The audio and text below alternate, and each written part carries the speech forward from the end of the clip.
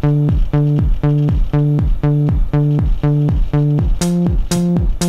we go.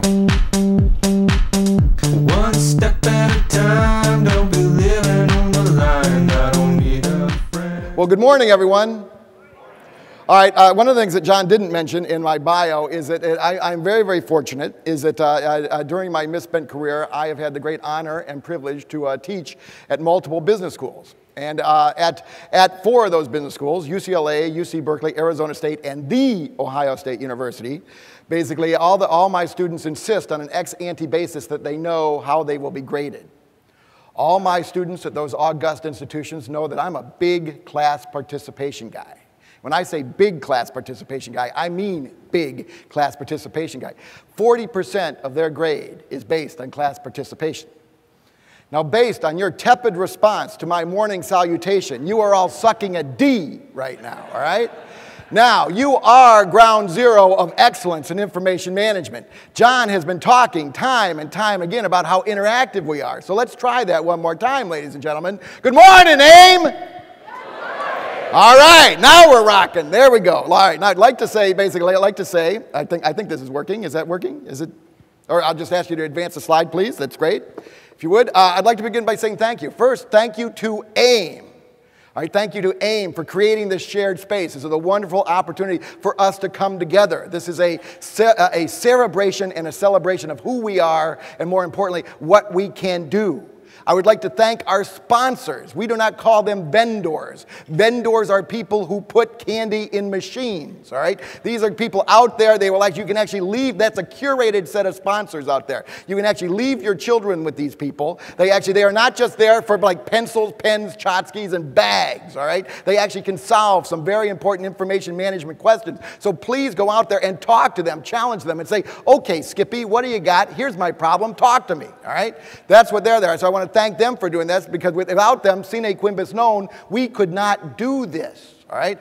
My third thank you, a heartfelt thank you, basically goes to the people who preceded me to the podium. I am basically amazing minds, amazing players. I mean, just so far the 2 days have been spectacular. It is humbling to be part of that show of genius, if you will. But the fourth thank you and the most important thank you goes to you, the participant, because I know I'm presuming upon your scarcest and most valuable resource, which is your time. So I try and make sure that you get a supranormal return on your temporal investment. If I could grab the next slide, please. That'd be great. All right, so honored to be with you. Yeah, this is a special session. We only do it once a year. Basically, a special audience. I'm not sucking up. You're the ones who lived. All right? You're the people who actually could get away from the, if you will, the gravity of the soul-destroying gravity of whack-a-mole operational realities and actually come out here and think about the future on a critically important topic, which is you as a leader.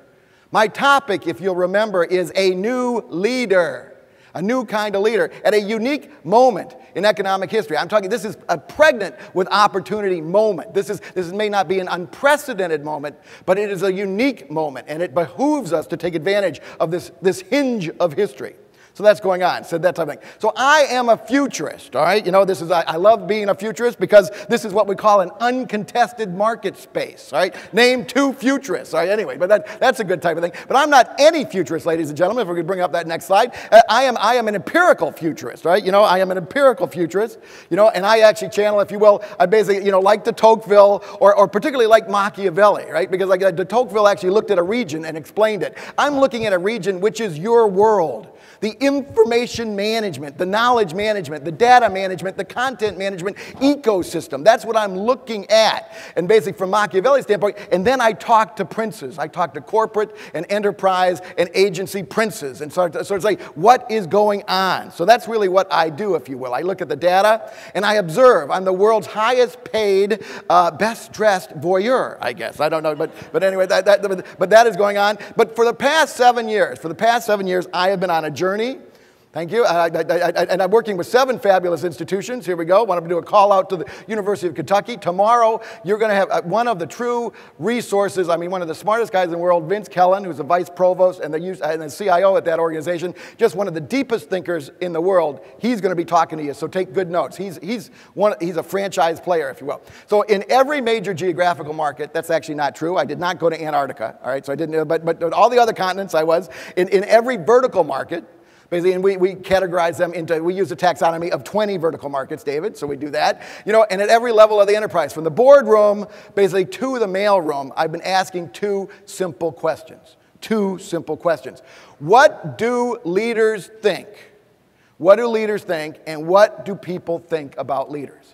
Very, very simple. If you can see me, I'm a non-threatening guy. I have size 4 feet, basically, and I'm a pretty good researcher because I have learned that the only way you can get truth out of C-level executives is to get them all liquored up, right? You know, so, and that's actually, I think that is Harvard's basically you know, David, I don't mean your august institution affiliation, but I think Harvard's seal actually in vino veritas, I think. So that's what we actually find. So we'll grab the next one. So, and here at a macro level, at the highest level, if you will, all this data, you look at, it comes down to what they're telling me, what the leaders are telling me is that the world has changed. Well, duh. Thanks for nothing, bow tie boy. I mean, you know, that's what I'm paying for. I'm going to go get some more coffee. All right, next slide, please. All right, but here's the hypothesis. Here's the implication, and what we're going to be talking about in this very brief, compressed time thing that I have with this wonderful audience is like that change mandates a new kind of leader.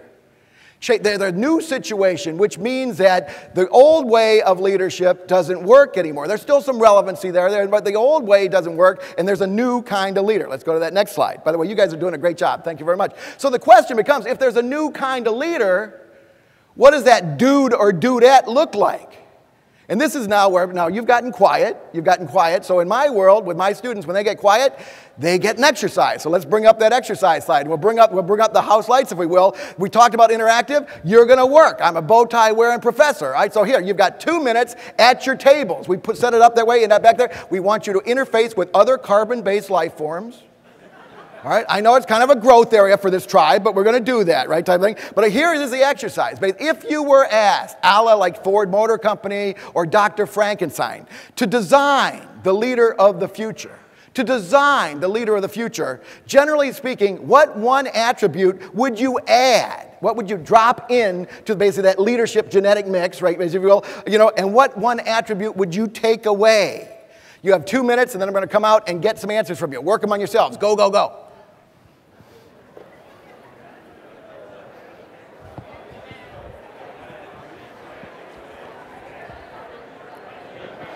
I got it. Mm-hmm.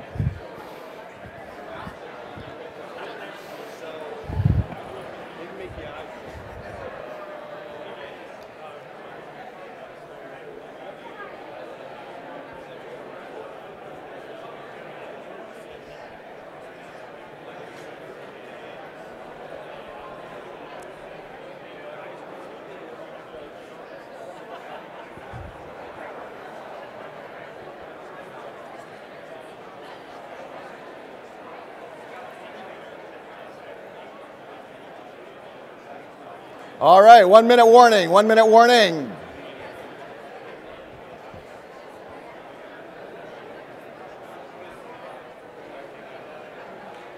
All right, ladies and gentlemen, pencils down, pencils down. Thank you for doing that. Thank you for doing that. Now, ladies and gentlemen, pencils down. This will not come as a surprise to you. This is not the first executive audience that I've lost total and absolute control over. All right, but thank you for doing that. Now, one of the things, I'll lead the witness or prime the prompt, one of the attributes of the new leader has got to be pattern recognition, to sort of sense what's going on, just to sort of intuit what is going on. Now, here's the question I'm going to ask you. Now, so I'm rumored to be a pretty animated speaker, and David's rumored to be a pretty animated speaker. I mean, they would say that we're both hyper-caffeinated, right? So we like to pump a lot of energy into the room. But let me ask you a question. Was there more energy in this room when we were talking, or was there more energy in this room when you were talking? When you were talking, right? Did you hear that buzz type of stuff? And that goes into another environmental truth is the sad but defining reality of the world we live in today is that people and organizations are exhausted. Absolutely exhausted. Yankelovich, Skelly, and White did a study, basically a time motion study about executives and what they were doing. They basically said they added up all the tasks, and they found that they were working a 43-hour day.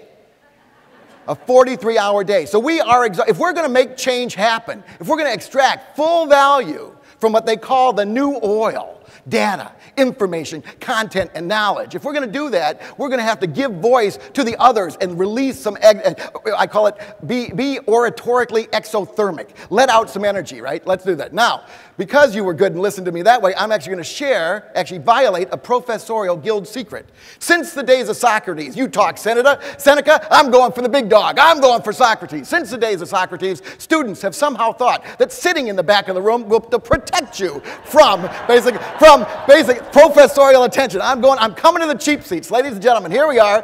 All right, who's the spokesperson for this group? Oh, good job. All right, and sir, please introduce yourself, because here at AIM, there are no strangers. Who are you and what you got for us? What would you like me to have for you? Oh, no, your answer to the question. Rick Sterling, and we would take away the single-mindedness of the executive, and we would add them looking at what the users have to do at the desks and taking more interest in what the users have to do in the organization. Nicely done. Round of applause for our first respondent. Nice job, brother. Nice job. All right. Thank you very much. I'm going to come. I'm coming for one of the tribal elders. You're so screwed, Robert. Here we go. Here we go. All right. What did you and your team come up with? And introduce yourself. Please introduce. This is the man you want to know. He's one of the treasures at AIM. Bob Williams. We were going to introduce or ensure that we were bringing forward knowledge. And you? Well, mine was, we were listening to Seth yesterday talk about how top-down management doesn't work, and it really echoes what the gentleman in the back just said, which is maybe the key element to leadership is to not be a leader at all, but to be there, in it, collaborating with it, being part of it. All right, nice. Right. Round of applause. Nicely done. Nice. Let's go. There we go. All right, now. All right. Let's see now. Oh, I'm going to come to this table. Do we have you got the guys? Look at this group. You are a rose between three thorns, man. But if you look at these men, ladies and gentlemen, they are good-looking men. They are good-looking. So what they say about records management and information management is not true. I mean, these gentlemen, they worked their way through university as exotic male dancers, right? So I'm going to ask them to work without a pole. Going to ask them to work without a pole, outside their comfort zone. And basically, what did you come up with? Oh, you are a leader. Look at that. Death by delegation. Look at it. You. It's a hockey game. I was a note taker. We would take away the superior attitude that we see in most leaders, and we would add, inspiration, ambition, and vision. All right. Very good. Round of applause. Thank you for that. Thanks for letting me have some fun here. All right. And, I'm going to come over here. Dr. Kellen, you don't have to respond for your group, but this is a Mensa hoedown. I get waves of knowledge coming off this team, all right? So what did this team come up with? Who's the sir? And please introduce yourself. Dudley Hawthorne. We came up with what the better memory of the lower deals, what it's like to deal in the real world. Right. And what could get rid of some of their egos. All right, good. All right. Nicely done. Thank you. Round of applause. Nice done. All right.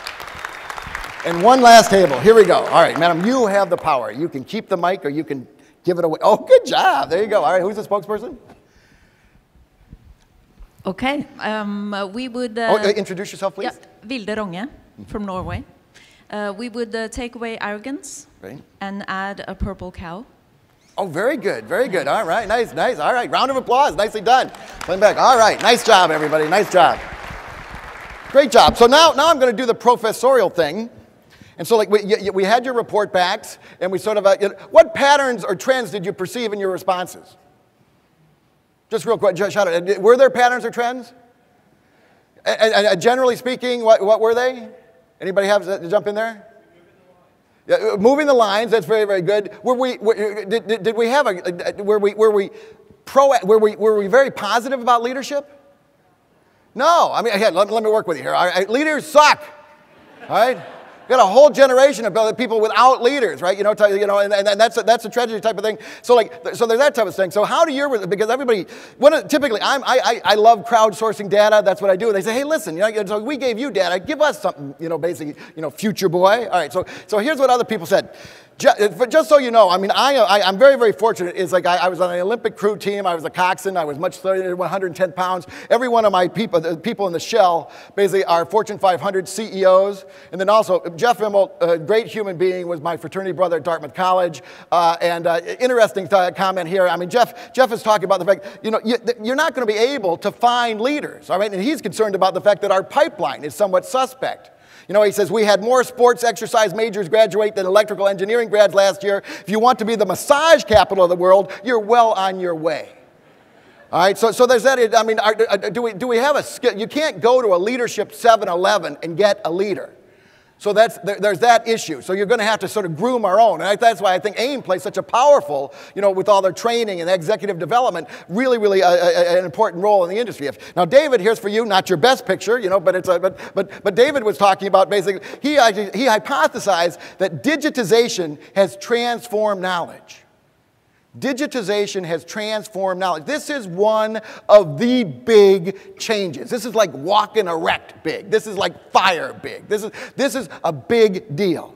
All right, so that's a big environmental change. But the big, if you will, implication of the big environmental change, this is Thornton doing a little inference here, is I believe that the transformation of knowledge requires us to reframe how we think about leadership. The transformation of knowledge requires that we reframe how we think about leadership. And specifically, the big picture impact is that what has truly changed is the relationship of the leader to knowledge. The relationship of the leader to knowledge, all right, type of thing. You know, so like, and here's my hypothesis. All right, in a previous world, all right, let's call it, you know, there's AD, you know, there's BC, you know, and then there's AD, and then there's like, you know, BG, before Google. All right, but anyway, I mean, in the previous world, leaders were the people who worked most effectively in the absence of data. In the absence, they were good at making stuff up. All right, you know, MS, they had the courage, right? I have no idea, you know, basically all the rest of us would look, oh, you know, in the bottom of a teacup, and they would say, oh, it looks like goo to me, and they'd say, oh, the future. You know, they would go that way, right? They could embrace uncertainty. Well, I'm arguing, and the data seems to support where we're going, in the future world, leaders will be those who work most effectively with data. Most effectively with data. And by data, I'm using that as a big term. I'm talking about data, I'm talking about information, I'm talking about content, and I'm talking about knowledge. All right, so that's going on in that space, right? So all my travel, all my observing, basically all my data collection, basically leads me to one inescapable conclusion.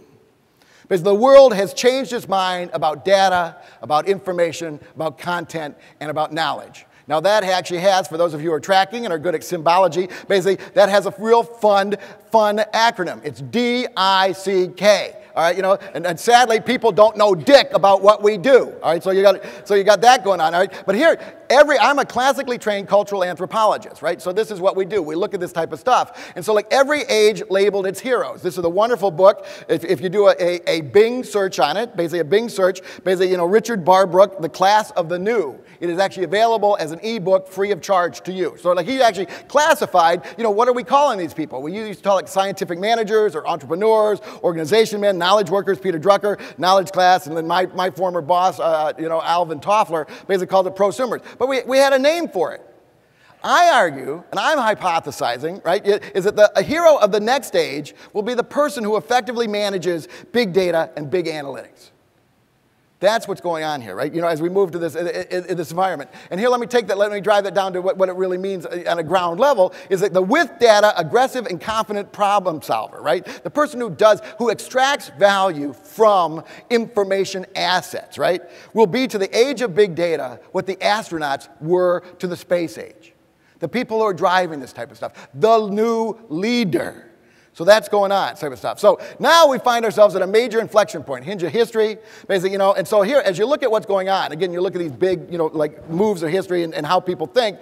During the first decade of the third millennium, somewhere, sometime, someplace, some why, our species, particularly Homo in charges, the people at the top of the organization, rediscovered data. Rediscovered data, right? So that's going on. And so what they told me, all right, this is not news to you, is there's a lot of data. Well, duh, all right, you know, and basically those of you who've been subjected to the rubber chicken big data world, right? Everybody's talking about how big it is. That doesn't matter. That does not matter. How big it is doesn't matter, right? Here's what matters, is they expect someone to do something with it. They expect someone to do something with it. Who is that someone? Who's going to do so? Who's going to create efficacious activities from that data? That type of stuff. And then we talk about desynchronization. One of the things is you look at the changes, you know, what's going on, what's the macro changes. We ask people what they say. They say, the world is accelerating. Well, that's not the news. The world has been accelerating forever. But my boss, Alvin Toffler, basically told us it's not that it's accelerating, but the various pieces, parts of the world are accelerating at different rates of speed. We are desynchronizing. So organizations are close to like tearing themselves apart because you got parts of the organization that want to move fast and you got parts of the organization that want to move slow. Part of the role of the new leader is to synchronize or to at least understand the time zones or the metabolic rates of these various parts of the enterprise and bring them together. But the biggest desynchronization is the disconnect between our ability to collect, collect, and store data and our capability to thoroughly process and exploit it. So that's going on. And we talk to people who are actually rendering this type of thing. This is, we work with DARPA and we work with the NRO. Are any of you familiar with the NRO, National Reconnaissance Organization? Wonderful organization. They manage all of the the satellites in our nation's arsenal, if you will, right? And so like Jill Singer, who's their wonderful chief information officer, talked to the AIIM13, basically, and she explained that people said, so what is it you do? What do you do? I said, well, we're the people to the left of boom. And what she was trying to say is like they actually manage all that input from all the satellite, all the surveillance stuff. And what they talk about is like they don't have enough resources to actually analyze what they collect. And in that world, in the 16 badged agencies of the intelligence community, they actually call that the pixel to pupil ratio problem. Right? We got more pixels than we got pupils to look at them. So how are you going to work? How are you going to work through that type of thing? And so here's from, never mind, But anyway, so the cumulative impact of this was like, when I was teaching at Berkeley, I had the great good fortune of working with Hal Varian. He was at the I school, I was at the B school. We looked together, I said, well, what's going to happen 15 years from now? And so we looked at Moore's law, and we looked at Metcalfe's law, and we looked at all that in storage and how that was going. And we said, wow, if you just extrapolate existing trends, we are 15 years away from when every molecule on this planet is IP addressable. Every molecule on this planet is IP addressable. So I was talking at an Oracle sales conference another day, a little while ago, and I told this to people, and they went crazy. They started sacrificing animals. They had to go out and smoke afterwards. I go, what's going on? I said, that's great. I said, what do you mean? He says, that's a license. That said, the comments you hear from the podium do not necessarily represent AIM or anything like that. But no, I mean, wonderful organizations. But no, so we're not, just think of everything's talking to everything, right? This is the Internet of Things, right, type of thing. And everybody's worried about this, information overload. That's not a bug, it's a feature. I actually talked to people in the public sector, and they said, we don't want that data. Why? Because we'll have to store it. What is the value in use? What is the value? This is the feature. And let me go farther. There is nothing we cannot know. There is nothing we cannot know. We have to be greedy. We got to be cognitive pigs. We got to be greedy. What do you want to know? Seriously, what do you want to know? And the future is bright because there's nothing the human imagination linked with the power of big data cannot accomplish. We have to get aggressive in that space. And who's going to lead that, right? And this is Thornton, a lot of words in this space, but we're changing our species. We're changing our species. What we can know is amazing. We are living in an age of wonder, and yet people are so exhausted that they don't feel wonderful. All right, so we got to fix that type of thing up. Now, Paul Otellini, I don't know if you watch Charlie Rose. He's a wonderful guy. Charlie is not a technology guy. So he was interviewing Paul Otellini, and I am not objective. I love Intel, love their organization. I'm a groupie type of stuff. But anyway, so Paul is not an engineer, but because he spends all his time with engineers, he speaks with a precision and an economy of phrasing, right? So he's very crisp. So he was supposed to talk for about 24 minutes with Charlie Rose. So Charlie went through all his questions. He finished in 5. So I'm in the green room, basically, so I'm the sort of tech guy, so they go, stretch it out. So they look at me, hey, wait. And I thought, okay, God, we need a question that'll really take a long time to answer. I said, ask, and we did it on the prompter. I said, ask him what's going to go obsolete next. Thinking, he's going to talk about chipsets or, basically American manufacturing or something, And so we asked him. So Charlie said, Paul, what's going to go obsolete next? Microsecond response. What's going to go next? What's going to go obsolete next? And he said, ignorance. Ignorance is going to go obsolete next. I mean, and let me, I've got to qualify by, I know that we Americans are very imprecise in our use of language. Ignorance is not stupidity. Stupidity means you're outwitted by inanimate objects, all right? Yeah, that's you know, like you lose chess games with Barca loungers. That's not, no, you can't fix stupid, all right? You know, ignorance is absence of awareness. Is absence of awareness. Now, so ignorance is not a pejorative term, all right? It's a state type of, but no, I do not suggest that you go to your boss and say, well, boss, you're looking particularly ignorant today. Probably not a good career builder, right? But that type of thing. But he's ignorant. It's like you have to know. And now, so remember, I talked about, my premise was that basically the leadership is changing, and it's the relationship of the leader to knowledge. So does the leader have to know everything? What I did right there is a pedagogical device that we use at University of Kentucky. It's called a question. I've seen most of these slides. I know how this ends. You're going to have to play now, all right? All right, now seriously, I mean, I mean, like, do they have to know everything? No, but they have to know what they're expected to know. And they have to know what they're expected to know. You know what I mean? There's two nuances there, type of thing. You know, so we really are raising the bar. So like, well, who's going to say, like, in every vertical market or every discipline or every function, there is a minimum daily requirement of knowledge, of knownness, if you will, type of stuff. And we have to know that. You can't know it all. And then you have to know what, and this, again, it goes into Socrates, you have to know what you don't know. You have to know that you don't know, and then you have to fix that if it's in a key value-producing area. So that's going on. Forgive me for that. And then one of the things we futurists do is basically we look at edgy areas which are not mainstream to society, and then we see they may have mainstream impact. So I don't know if there are any Tiger fans here. I was raised in Detroit. Basically, actually I was outsourced as a child, but I was born in Detroit. But Detroit Tigers, basically this Detroit Tiger fellow, this pitcher, basically pitched a perfect game, but because in the last out of the game, basically they called it wrong, it didn't count. And it created this national uproar. I mean, it really created a national uproar, and what they're going to do is, because of this, is they're actually going to install, instant replay, or they're going to do decision replays in Major League Baseball down the road. So and that's one of our roles down the road, is to support this second guessing. Who knew what when, and what were you thinking? So I know this is an international audience, and some people find that, baseball to be bordering on Zen boredom type of thing. So anyway, let's go to a real sport. This is football, all right? This is football. This is, and if you recognize this is actually in Germany. Well, actually, it was in South Africa. It was the World Cup. I was actually in Berlin while this was going on. I was basically in the Berlin beer gardens, basically with 200,000 screaming Germans. And here's an insight for you: Germans make really good beer, all right? Well, anyway, they were winning, but they were fighting. They were basically playing the English, right? So it was a remake of basically World War II, only with a soccer ball, right? So there was a certain intensity there, and so so what happened was they basically kicked the ball. The English striker unambiguously kicked the ball into the net, but the quick-thinking German goalie, this is this fellow who's airborne right here. Basically, the referee was not looking, so he grabbed the ball, walked it outside that, no goal. No goal, right? And the Brits will never get over it, right? They will never get over it. So now they're introducing instant replay. So all the key decisions in our organization, and so what I do is I take this is happening in sports. We're going to move this into business and into into our government area. It's like we're going to revisit all our decisions.